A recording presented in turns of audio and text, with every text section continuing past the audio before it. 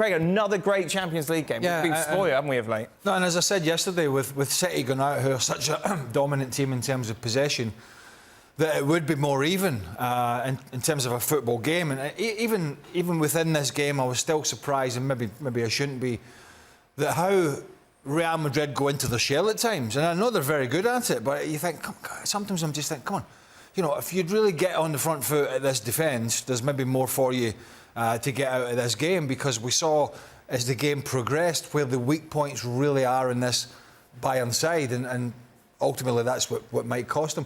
But they do sort of regress a little bit, Real Madrid, at times into this shape, and it's a very good shape. But it was an excellent game again. You know, for those people that are harping on about away goals, been abandoning all that, and seem to have nothing else better to do with their life. It's been okay this year, been more than okay, some of these games. And you know, Bayern will rue a couple of things. The chances early on, clearly, with the fell for Leroy Sané. The defending, he did make some tactical changes at the half-time, switching wide players and bringing Guerrero on, and making a few tweaks in the middle. That helped him. But I think both managers will be relatively happy with what they've got, setting it up for a great game at the Bernabeu. It's funny, isn't it? Because the way that Bayern started, I thought, wow, they really are going for it. They were by far the better side. And then it's just that one moment, isn't it? That Toni Kroos pass into Vinicius Jr., who gets obviously past Kim, and that changed the whole first half. It did. But you also are sitting back saying, well, that's Real Madrid right there. Yeah, exactly. They're absorbing a whole lot of pressure. Yes, it feels like they're out of sorts. It feels like they're vulnerable. It feels like this is the time for Bayern Munich to take advantage. That the center back is going to come and try to jump the passing lane. And once Kim Min-jae takes a step forward, now Vini Jr. is spinning out and he's gone. And Kim Min-jae coming out that far with no pressure on the passer, in this case Toni Kroos, it opened up a whole gap for Toni Kroos to say, yep, here you go, Vini. Beautiful pace on the ball. It is really, really poor defending from Kim Min-jae. And the mistake is not only trying to step to a ball that you're never going to get to, but it's also not reading the fact that there's no pressure on Toni Kroos. If there's no pressure on the passer of the ball, you can't go step out there, because now there's nobody to cover you in behind, and you've now opened up a passing lane. Beautifully taken from Vini Jr., beautifully taken from Toni Kroos. And as you said, it changed the dynamic of the game. And again, Thomas Tuchel, first 15, 20 minutes, you're seeing him, and he's like, he's in the silence, he's animated. Why is he animated? Because I think he felt like this was a race horse and the closing stretch. That sometimes Bayern Munich needs a little bit of a whip by the jockey, and that's what he was like, come on, boys, here we go. We got them in front of us. They're exposed, they're vulnerable. They didn't take advantage of that, and they allowed Real Madrid to take advantage of what was a first half that should have gone in Bayern Munich's direction. So then you kind of wondered, well, what sort of Bayern Munich would we see in the second half, Lewis? As Craig said, of course, tactical changes by Thomas Tuchel, but it was individual brilliance, wasn't it, that saw them get back into this game? Yeah, exactly. I think that the changes help on that, because it's true that Sané in the first half, he was facing maybe in the first or second chance, but then he disappeared a little bit. They were not receiving the ball. Musiala exactly the same. And the change, swapping to the wide areas, the Musiala to the left and Sané to the right, I think they help them a lot, because they go in favor of the proper foot, to the good foot. He's trying to making diagonals and facing the players on 1v1 situation. And because the two centre-backs are holding Harry Kane in the middle, he's holding them, they cannot help to the players on the wide areas. It's a lot better for Bayern Munich. Of course, in the end, it's the talent and the quality of the players, and the mistakes of the defenders, who kind of lean this type on one or the other. But I think that the two teams put a fantastic effort, and for me, Bayern should have done a little bit better. They had the chances, they have the opportunity, and if you leave an animal like Real Madrid alive for the second leg, I think that you're going to be in trouble. But yeah, top game from both sides. Bayern have had a poor season, obviously. Sané part of that, Jan. His first goal in 6 months. That's silly. Yeah, it's unbelievable when you see his Bundesliga form, but in the Champions League he's been good. And on a night where Arjen Robben was in the stadium, he also used to say about Toni Kroos, this is a player who can only play sideways. So that was an answer to him as well. But I will say, when we sum up this game, I think you are a bit too pessimistic on behalf of Bayern. Bayern is a good counter team. We'll get to that in a moment, Jan. Oh, sorry, we'll look at it for the second leg. I asked you about Sané, you take me to Kroos, Ole Honers. Yeah, but it's belonged to it. I can say a lot about Leroy Sané playing through his injuries. He's been injured. He hasn't been training lately. Still managed to get into the team. Still very much trusted by Thomas Tuchel. And in a time when Thomas Tuchel has said that he can't develop players, I think that he has managed in times to make Leroy Sané a better football player. This is marvellous. Yeah, and that's why I love Jan. It's just, he's taken it. He was already, I think, blaming us for ruling Bayern Munich out in the second leg. And I don't, unless I've got a hearing problem. We haven't even talked about that yet, Jan. Nobody's mentioned Real Madrid and who's going to. But I tell you, Craig, put yourself in a hotel in Salzburg and come after you boys. Then you will go the same strategy. But I tell you, that's the difference. Have you watched? Let's go back to what the Achilles heel is. You know, Eric. The words I never thought I would say. Eric Dyer was the linchpin in the centre-half partnership. Yep. And I think we saw why Kim has been dropped this season, why De Ligt has been dropped this season at times, which wasn't available. Upamecano's been dropped and benched. And you looked at it and you went, player of the season in Italy, defensive player of the year. I don't know, maybe that says more about another league, or it doesn't. Don't upset the Italian. I don't know, but he's not having a good time.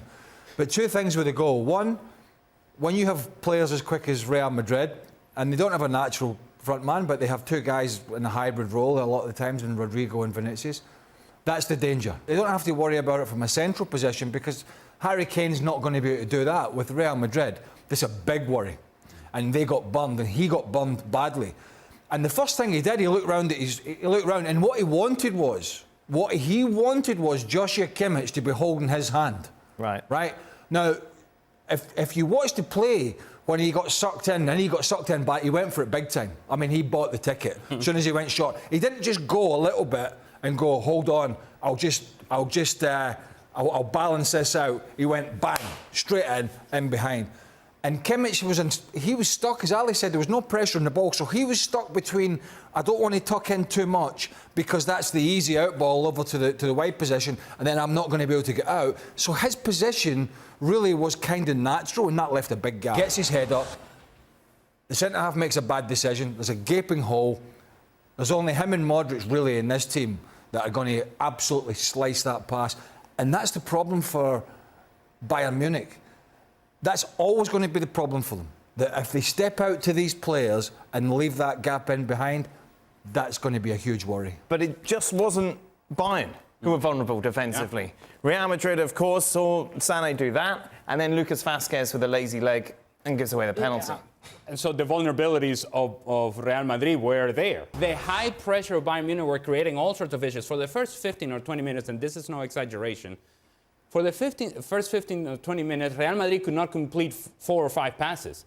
They had difficulties just building out of the back. And sometimes we think about what are some of the big misses for Real Madrid? Who are they missing? And you're thinking, okay, well, they missed the goals of Karim Benzema. More so than the goals, in a game like today where you're being high pressed, Karim Benzema was usually the guy that would be an outlet, that you go and play the ball to him, and he now releases the pressure because he has that kind of quality. Well, they don't have that in the team right now. And so when you go and high press Real Madrid, and you do it in the manner in which Bayern Munich did for the first 15 and 20 minutes, and they're going for a long ball, there's nobody to play that long ball to. So either you get the ball over the top of everybody and try to have Vinicius get on the end of it, or you simply don't have a way out. You don't quite have a guy that can hold the ball up and say, okay, I'll be the outlet, I'll make the next decision so that then we can get out.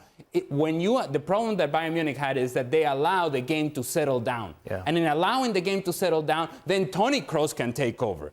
Then you can get the combination play. Then you can take the possession into the attacking half, and you start dictating, which is what usually Real Madrid does very well through Toni Kroos. If you allow the game to calm down, then Real Madrid becomes very dangerous because now they control the pace of the game. They speed it when they want to. They want to take advantage of Rodrigo and Vini Jr., or they slow it down and now start keeping the ball and have you chase around. That's what they did for the middle part of the game. That's why they were controlling. Think about this. I'll get to it in a minute. Interestingly, Bellingham, you know... He didn't have a good game, did he? No. He said he had cramps after 60 minutes. He was, of course, taken off, and Modric coming on. But overall, for a man... He had cramps after 60 minutes? Yeah, he said cramps. That's what they were saying. Yeah. That's what Ancelotti said afterwards. Start hydrating then. It's quite strange that these... Particularly a guy as fit, as young as him. But to go back to, just briefly go back to Bayern Munich, if they were to go through, and it's still, as Jan said, I'm being sarcastic, it is very much still possible. Of course it is, absolutely. But you think about this back line, and that's what worries me. So take me through the penalty. Well, you can't... whenever you dangle your leg in a... You're talking about the Vasquez? The Real Madrid penalty that was awarded to them. He gets himself in a bad position again, he gets rolled, and then he dangles the leg. I mean... Short of Thomas Tuchel in this physio room, chucking the physios out, going, get me a centre-half that's fit. Yeah. You know what I mean? This is a problem, and I never thought that would be the case at the start of the season with this player. And I thought Eric Dyer coming in would be a massive headache for them, and actually, it's not, it's the others. It's the others around him that are more of the headache, but this, I think, could come back and bite them. But again, you got a right-back who wants to play midfield, and who's effectively, that's where he's played for years now, and Kimmich. You got a centre-half and Dyer, who is the best they've got at the moment. An out-of-form Kim, an out-of-form Upamecano, an injured De Ligt, and then he doesn't want to play Davies at full-back, and he's got Mazraoui over there. It's a bit of a shambles of a back four, and yet they're still in this tie. How do we get to this, Jan? Because obviously at the start of the season, you look at Upamecano and you look at Kim coming in, and you think, oh, this is a solid back line for which Bayern can build on, but Kim has never shown that sort of form that we saw in Italy last season. I just think that it's just one of the mystery of football. How is it possible to be a giant and be, sorry for the expression, useless as he was today? The problem with Tuchel is not that he's going to the physios and ask me, give me a centre-half that is fit. It's his go to his management and give me a centre-half that is good. Upamecano, every time he plays, he has some mistake somewhere. There's always a mistake, which is also a mystery because he's in around France. France will be one of the favourites to win the championship this summer, the Euros. De Ligt came as a boss. He should be the boss at the back. Hasn't succeeded. Yes, he's out now and maybe didn't play. The thing is with Dyer, and it's interesting what Craig is saying, I was, as a lot of people, were sceptical when he came to Bayern, but he's a very smart centre-half. So when he plays against quick people, I compare him a bit with Mats Hummels. He knows what he can do. He knows his weaknesses. He knows when to drop off, not to be taken 1-against-1. And Dyer is now one of the first one on the starting 11 for Tuchel. And I think that is the problem for Bayern going to Santiago Bernabeu, because you know that they will create more. You know that the Santiago Bernabeu will push them forward. And with that back four, I think Neuer had some good saves today, has to be said. Maybe, I don't know if you saw it, but maybe you should come earlier on the first goal. Maybe. But at least he is back in form. Was it the semi-final last year, Real Madrid, Man City? I can't remember. Bayern Munich. Was it a year or two ago when Upamecano? I'm throwing these out here. When Upamecano not last year. Went to the Etihad and had that horrendous game. Shocker. So we're seeing it again. Yes, I think the Upamecano was more of a shocker. Yeah. That you could argue, I suppose. But again, that's what's he going to do? And it's a week. He's only got a week. He's got a week to think about it. Of course, that's going to be next Wednesday. Luis, they'll be so disappointed, the manner of conceding that penalty, and of course it does give Real Madrid, you feel, that initiative, that momentum going into the second leg. Yeah, exactly, because you managed to get a comeback against a Real Madrid that and Ali mentioned it, they know how to speed up the tempo and slow it down, and they were under control. They were dominating, even though the Bayern Munich had the ball, but they knew that they were not being a threat, that they were controlling at the back, not conceding chances. So in a good counter-attack, that you're always going to have the chance. So when you're going ahead 2-1 against Real Madrid, you cannot make mistakes. No one. We saw Bayern Munich just happy with that, controlling. Let's say, okay, a 2-1. Let's see if we can manage to get the third one. But at least we are good. We can go to the Santiago Bernabeu with a little bit of advantage, and then with our transition, quick players, Gnabry will be back. The league maybe is going to be back. Some important player for the team. We can manage to score a goal to create again. But I think that you cannot allow these kind of mistakes, because I think Kim read it bad, made it a wrong challenge when you don't need, because you can battle with the hands. You're a big guy. You need to make yourself strong into the box, but never put a leg in between the player, because even though if you think that you're going to arrive, we've seen it so far with Araujo in a couple of chances. We've seen it with Lucas Vázquez, so you know that you cannot get any risk. And it was a massive, massive mistake, because it cost you a goal that maybe can put you out of the competition when you go to Real Madrid. Your face is a picture. Whenever I ask, whenever I say, remember that game last year? I don't remember any games. No, and I can. I remember when I'm looking across at you, you're going, oh, for God's sake, no, don't go there. I can't remember what game we did yesterday. I know in Barcelona. I'm struggling to remember this one. I just like to. I moved on. That's it. It's just the nature, just the way we work. Jan, would you like to look ahead to the second leg? Oh, I would love to. I mean, the obvious one you've talked about, of course, with Real Madrid and Santiago Bernabeu. I just want to warn the Real Madrid fans a bit, because Bayern, as they have in Musiala and Sané, top counter-attacking players. And also Harry Kane is a good counter-attack player, because then he goes a bit deeper. He takes more than 9.5. He's more like a playmaker kind of player. They showed at Arsenal as well. They did a good game. And the two different phases now of Bayern, one in the Bundesliga and one in the Champions League. So this game is not gone at all. I think that Bayern still got a chance to knock Real Madrid out. And they'd learned their lessons, Luis, wouldn't it? You look at Manchester City, who were all about trying to pass them to death in that second leg. Bayern, just run at them. Just get your good, quick players to run at this Real Madrid defence and try and cause some havoc.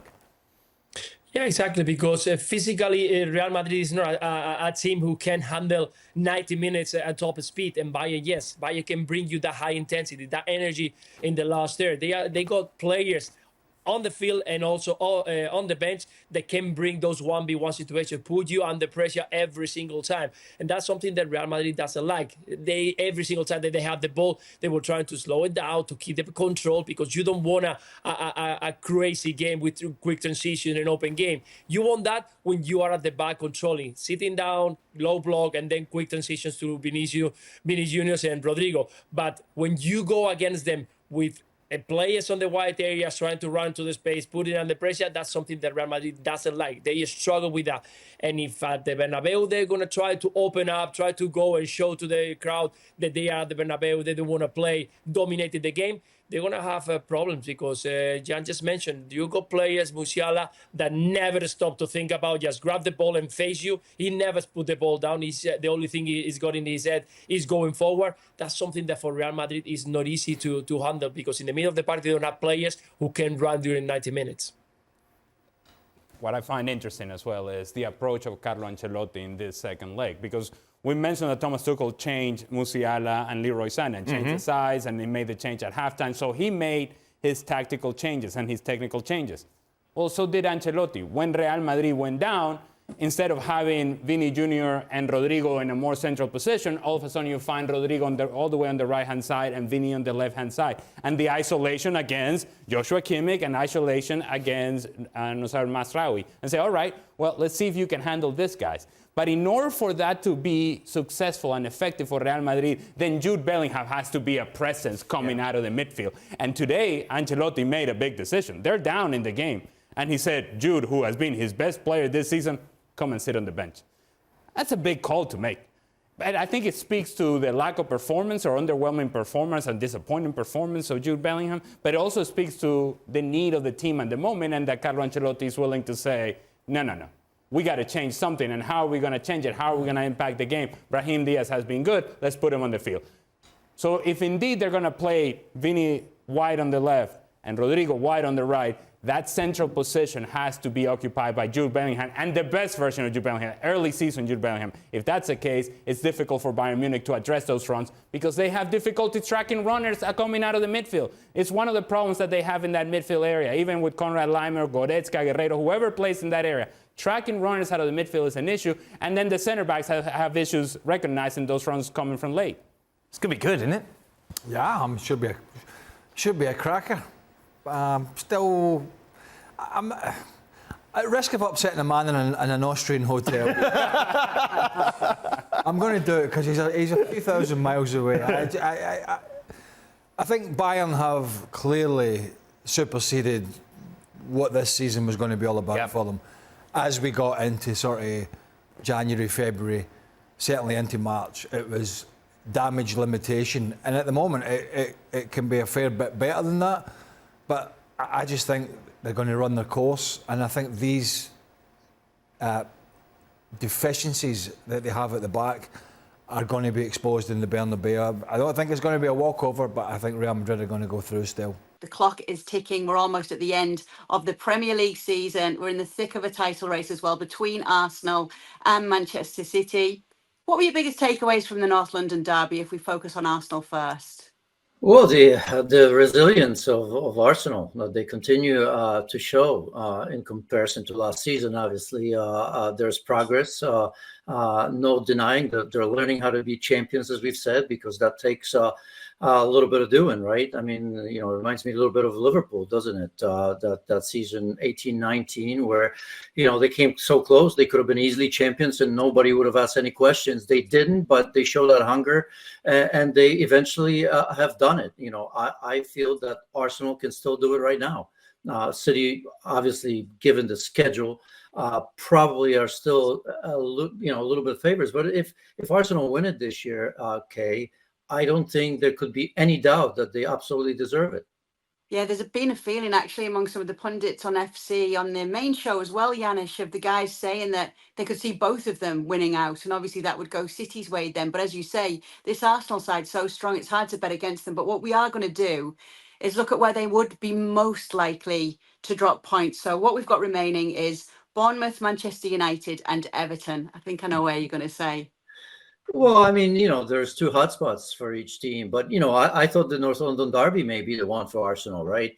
Because it was so important for Spurs, obviously, in their fight for the Champions League, home game, and we saw the nervousness after Raya has made that mistake. It was a little bit closer than it seemed to me. Spurs played a good game, but I just thought it was a perfect, almost perfect tactics from Arteta and Arsenal. So Manchester United away, you never know what you're going to get. But what we've seen, what Manchester United were capable of doing against Liverpool, right? I mean, it's just a different way of preparing for a game when you play a big team. So I suppose that's possible. Pep Guardiola obviously doesn't like to travel to this new stadium. Hasn't won there. I don't think they've scored a goal. So that's another one. Other than that, it would be a massive, massive surprise if they drop points elsewhere, which of course can happen. City are favorites, but look, for me, Arsenal are the best team in the Premier League. In Major League Soccer, with the one and only Lionel Messi.